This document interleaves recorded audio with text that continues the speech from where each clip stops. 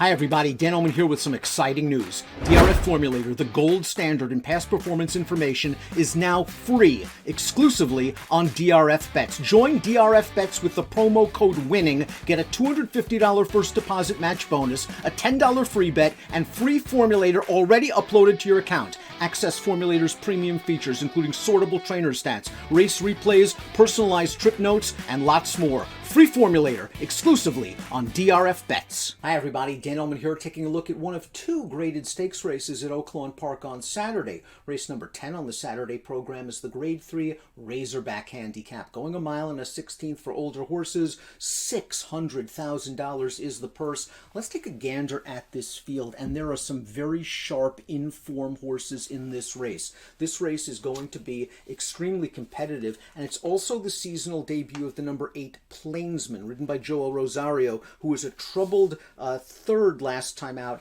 in the Grade 1 Cigar Mile. So an extremely competitive race, and an intriguing one as well from a pace perspective. We see that the number 6 in here, Thomas Shelby, and he is a fast horse when he wants to be. He can get to the front. He did concede the lead last time out. He ran okay, but he is at his best when he gets to the lead. And really the key to the race from a pace standpoint is the 5, Promise Keeper, breaking directly inside of Thomas Shelby. This horse showed good speed in both the Ohio Derby and the Peter Pan last year, and might be fresh off of a lengthy layoff for Todd Pletcher. That horse could be forward as well under Florent Giroux. The good part about Plainsman and Silver Prospector, the 8 and the 9, these are horses that are tactical and can take up nice spots on the outside, while Superstock, the 2, can track the pace along the rail. It'll be interesting to see how fast they go. I think the key to this pace, however, is the number 5 coming off of the layoff. Popular Kid is the number 1, and Popular Kid's just a cool horse.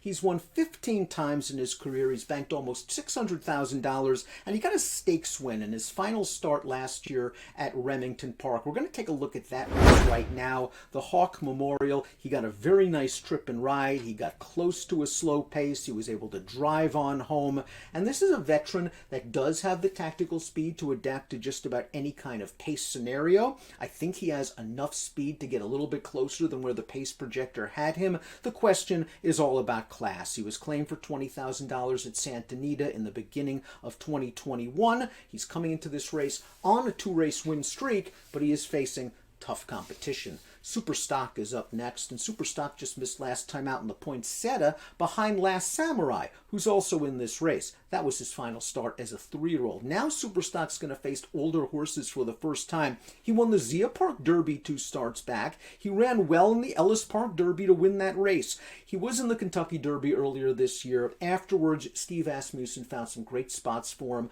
This seems like a nice spot as well. He's competitive from a buyer speed figure standpoint. He has good tactical speed. And last time out, he ran fine. He ran a 92 buyer in that poinsettia. I wouldn't be surprised if this millionaire runs another solid race. Demand value, he's 9-2 on the morning line, and again he is facing older horses for the first time. Lone Rock has been a revelation since being reclaimed by Robertino Diodoro for $40,000 in the end of 2020. Diodoro stretched this horse out, and Lone Rock found his niche. He won a stakes race at Churchill Downs going a mile and a half. He won the Grade 2 Brooklyn going a mile and a half. He won the Birdstone at Saratoga going a mile and 3/4, and he won a stakes race 2 starts back at Del Mar going a mile and 3/4. They turned him back last time out, and that was a big question mark in this race. The Tin Sun Oaklawn Park turned back to a mile and an 1/8. He was able to stay close to a moderate pace, and he got a nice little bit of a split turning into the stretch. He comes up the inside, he confronts Thomas Shelby, who is the pace setter, and Lone Rock just outstays these horses at the end of the mile and an 1/8. He's been in sensational form. He's another millionaire. He now turns back another 1/16 of a mile. Will he be able to stay close to the pace at a sharper distance? That's key, because Lone Rock's big advantage in these marathon races is he's not a plotter. He can get up close to the pace. He's done well at this distance in the past. I just wonder if he's slightly better going a longer distance. But you can't ignore the form he's in. Rated R Superstar just does my heart good when I see him at Oaklawn Park. He seems to compete in this race each and every year, and he showed no rust off the layoff in this race, his 9-year-old debut, the 5th season stakes. It was a race where it didn't seem like there was a ton of pace going on. Rated R Superstar took up his customary position at the back back of the pack,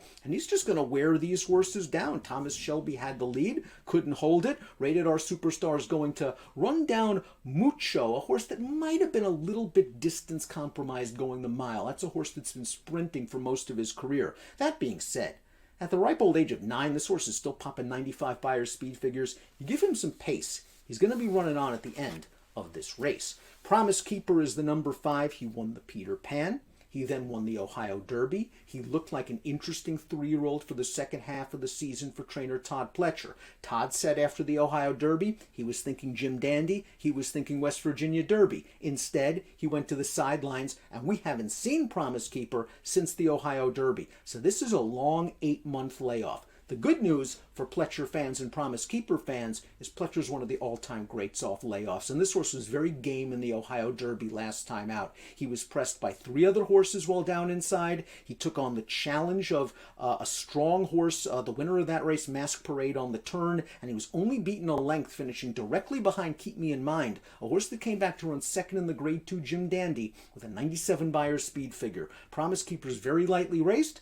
Yes, he is a bit of a test coming off the layoff. I think it's a good sign that Pletcher's running him here in a tough graded race off the bench. Thomas Shelby is up next. We saw him finish 3rd behind Rated R Superstar. He briefly put a head in front of Mucho and just couldn't seal the deal. He rated a bit 2 starts back in the Tencel. We saw Lone Rock outfinish him. I think this mile and a 16th distance is very good for him. I also think he's at his best when he's on the lead.